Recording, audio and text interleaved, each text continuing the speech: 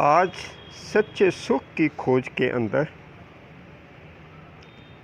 मनुष्य भाग दौड़ करके ज़्यादा से ज़्यादा धन इकट्ठा करना चाहता है, सेठ शाहूकार बनना चाहता है। प्राय देखने में आता है कुछ लोग शाहूकार धना सेठ बन भी जाते हैं। धन को किसी कथा, पुराण, भागवत, मठ, मंदिर निर्माण में या फिर हवन, भंडारे आदि में खर्च भी करते हैं तथा सोचते हैं कि हमने बहुत बड़ा कार्य कर जीवन को सुखी बना लिया है, अब हमें सद्गति प्राप्त होगी और हमारे सभी विकर्म पाप समाप्त हो जाएंगे। लेकिन भविष्य की बात एक और रख दीजिए, ये लोग वर्तमान में भी सुख शांति का अनुभव नहीं कर पा रहे।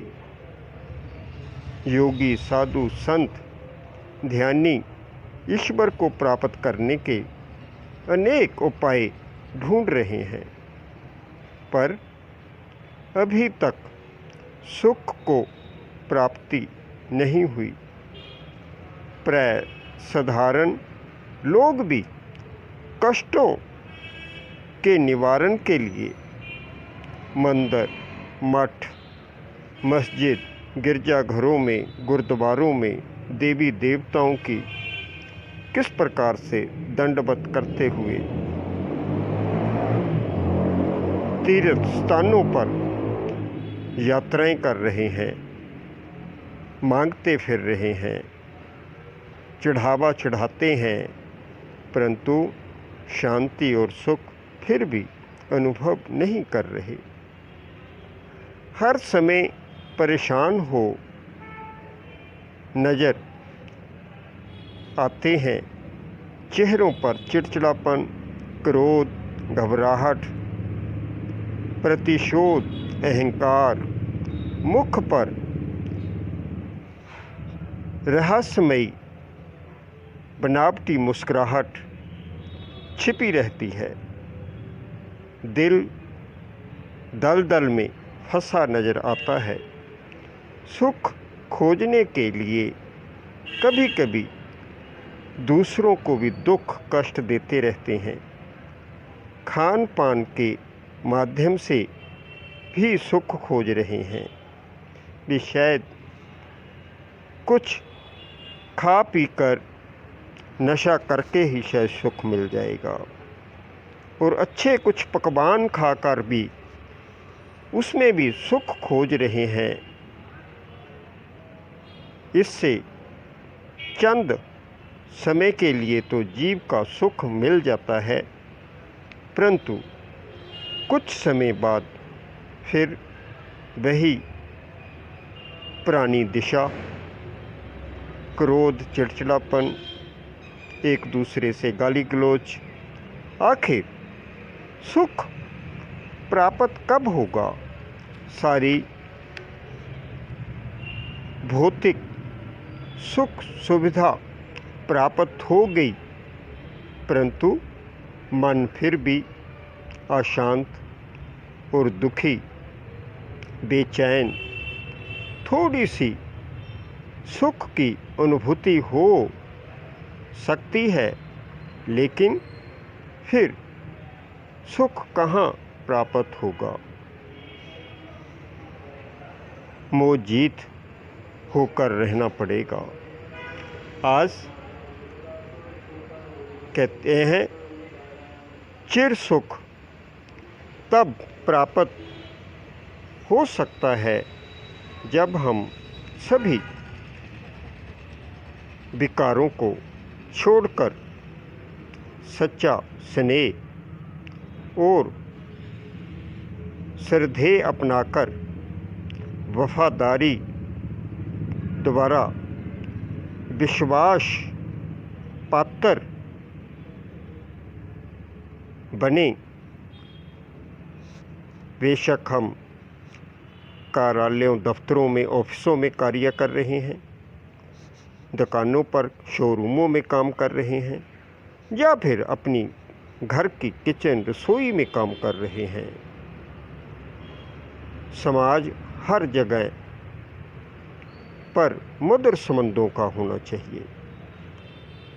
मधुरता, प्रेम, बिना स्वार्थ से, ईश्वरीय शक्ति द्वारा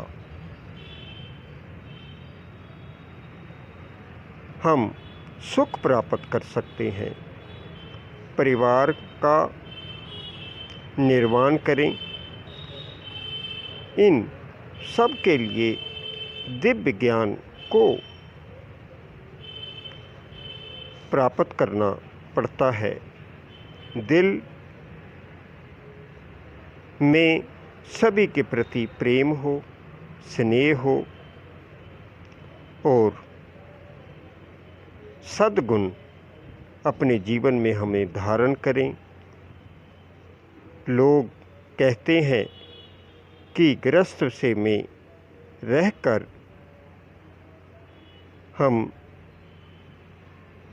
सच्चा सुख नहीं प्राप्त कर सकते, लेकिन नहीं, परिवार के बीच में रहते हुए एक जिस प्रकार से हॉस्पिटल के अंदर डॉक्टर, नर्स, पूरा स्टाफ पेशेंट का किस प्रकार से ध्यान करते हुए, उनकी सेवा करते हुए, उनको ट्रीटमेंट देते हुए एकदम उनको तंदुरुस्त कर देते हैं, क्योंकि वहाँ पर किसी प्रकार का मोह नहीं होता।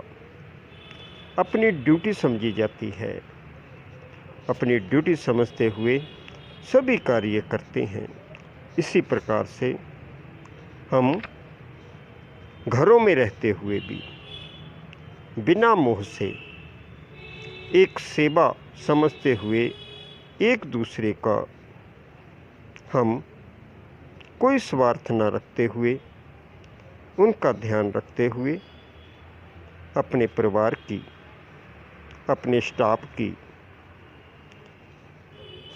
जहाँ भी आप कोई कार्य करते हैं वहाँ पर भी आप परम सुख का आनंद ले सकते हैं। इस प्रकार से आइए यह सच्चा सुख की खोज के बीच में आज जो हम दर दर भटक रहे हैं, अपने अंदर से विकारों को निकालते हुए काम, क्रोध, लोभ, मोह, अहंकार, ईर्ष्या, द्वेष, एक दूसरे के प्रति नफरत, घृणाएं, इनको अपने मन से निकालते हुए हम उस परमपिता परमात्मा के साथ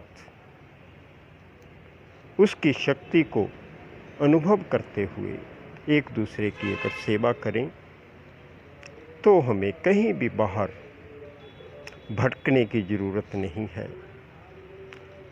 सच्चाई से, सफाई से, ईमानदारी से अपनी कमाई करनी चाहिए। और अगर हम बेईमानी से कोई भी कमाई करते हैं, कार्य करते हैं, फिर उसके बाद सोचते हैं कि हम अब दान, पुण्य, भंडारे आदि लगाकर अपने पापों को ख़त्म कर लेंगे और लोगों की नज़रों में हम धर्मात्मा बन जाएंगे। नहीं, लोगों की नज़रों में तो बन सकते हैं हम, लेकिन उस परमपिता परमात्मा की नज़रों के अंदर हम, जैसे हमारे अंदर से विचार हैं, हम उसी प्रकार से उसकी नज़रों में, परमात्मा की नज़रों में आ जाते हैं। आइए सच्चा सुख प्राप्त करने के लिए इसी प्रकार से सच्चाई, ईमानदारी से अपनी नेक कमाई करते हुए अपने परिवार का, अपने समाज का पालन पोषण करें। ओम शांति, ओम शांति, ओम शांति, ओम शांति।